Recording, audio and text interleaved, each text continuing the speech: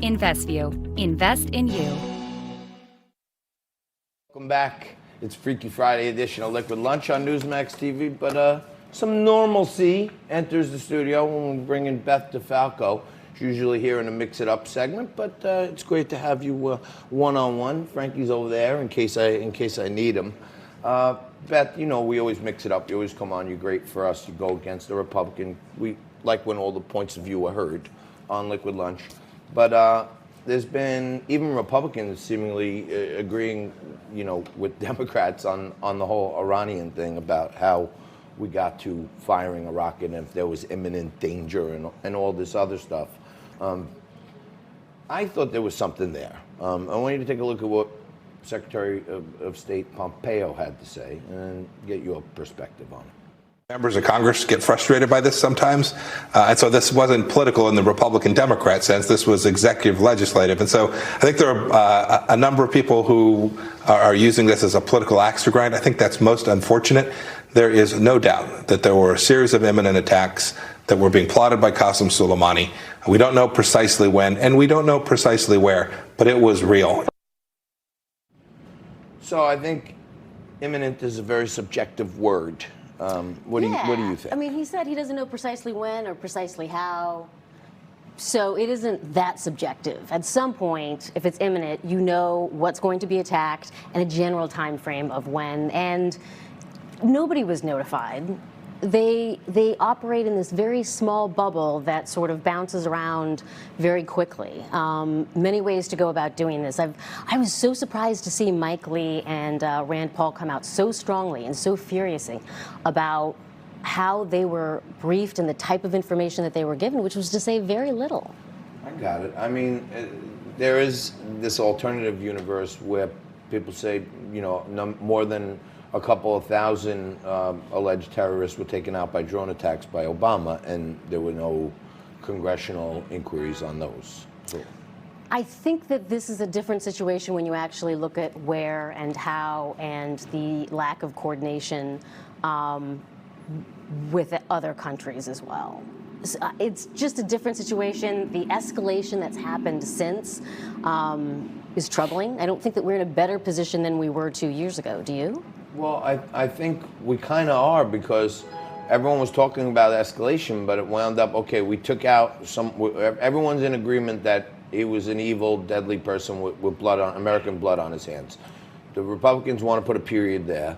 The people on the left want to put a comma there and then say, but we didn't have this, it wasn't imminent, it wasn't that. Frankie, my co-host there, he agrees with you too, that we should be working to get our troops home. Instead of agitating things, but their response was meager, if you ask me, and I think both sides came out with tempered follow-up on it. I think the bigger problem is just the lack of any sort of overall strategy. When you do this, and it's not that anybody thinks that Soleimani is a good guy. In fact, I think that previous administrations, many other officials on both sides of the aisle have looked at it and said it's just not worth the risk of what happens and the domino effect that happens afterward. I think that what you're seeing right now is Russia's becoming emboldened. Iraq is asking, you know, U.S. troops to leave, and not in a diplomatic, let's keep good channels open kind of way. I mean, there was a reason that we're in Iraq, and some of that is intelligence.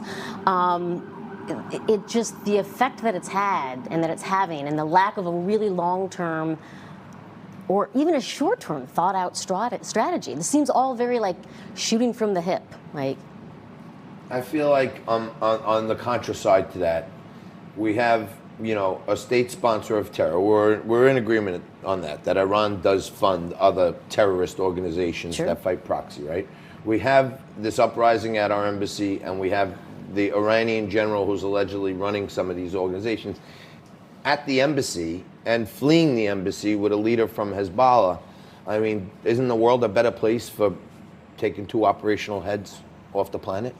Not if 4 operational heads grow out of it, which is what sometimes happens. And I think that what you've seen in this escalation and what happened at the embassy, you know, has to do with some of the way that Trump talks about and has been dealing with Iran. Okay, let's go over to the what the Congress is doing about this. Let's take a look at Matt Gaetz, you know, in the debate about the war powers. Let's take a look at what Matt Gaetz had to say.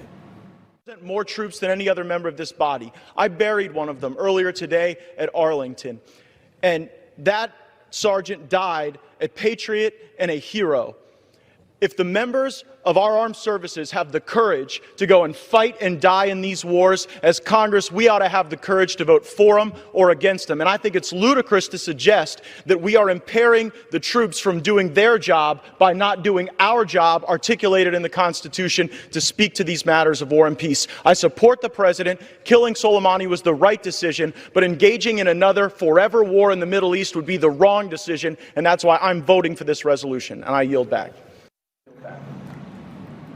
That's a good sign, right? Well, it is and it isn't. I think that Republicans are starting to see and are starting to get concerned about the domino effect, and that actually it's not about pulling troops back, that what's going to happen is more troops are going to be sent over. And so I don't think any of these things are a good sign. I don't think there's information flow among the White House, Republicans or Democrats, and that when we're so divided that we don't talk about these things that impact national security. I think that that's when things really become dangerous and put us in more danger. Can I get you to maybe agree with me on one thing? Beth, give me something on this Friday. Martinis are great. All right, okay, there you go. And we have Christy Brinkley's Prosecco over here. We have the new Beautiful Hooters martini. Heat. We'll get to that in a moment. But one of the collateral effects was the Iraqi parliament voted to uninvite the U.S. troops from Iraq, and we have plenty of troops around in the area there. Maybe Trump say, hey, you know what? Let's get out of there. They want us out. Let's get out. A lot of people on the Democratic side and Republican side want to bring troops back from there. So could that be a good collateral effect? Listen, I think that bringing them home, you can hover. I wasn't gonna bring it yet. Bringing troops home is good. How you leave is very important. When you leave and they slam to the door behind you, that wasn't what all of the investment was for. All of these years. And I think what you're really seeing with Trump is you're seeing Russia come in this huge power vacuum, right? In fact, it was a Russian missile that shot down the Ukrainian plane. So Russia's becoming emboldened. You're seeing other actors come in and really just, we're shrinking in a way that's not healthy and doesn't work toward our continued safety. All right. But we do agree that it would be good either way, whether they slam the door behind us or not, to bring our troops home. I think bringing them home the right way works. I've got myself in plenty of trouble in life, and I've had the door slammed behind me a few times in business and otherwise, and I try to look at the bright side and say, at least I got home safe. You know what I mean? So that's what we all kind of want at the end of the day, is for our fighting men and women to be back here safely. Can we agree on that? Agreed. I don't think anyone wants to be there. Now I got to buy her a martini. Beth DeFalco, you're always great. Thanks so much for joining us. Thank you for being there for today's Liquid Lunch. But don't go anywhere. We're going to come back with Vera Gibbons right after this.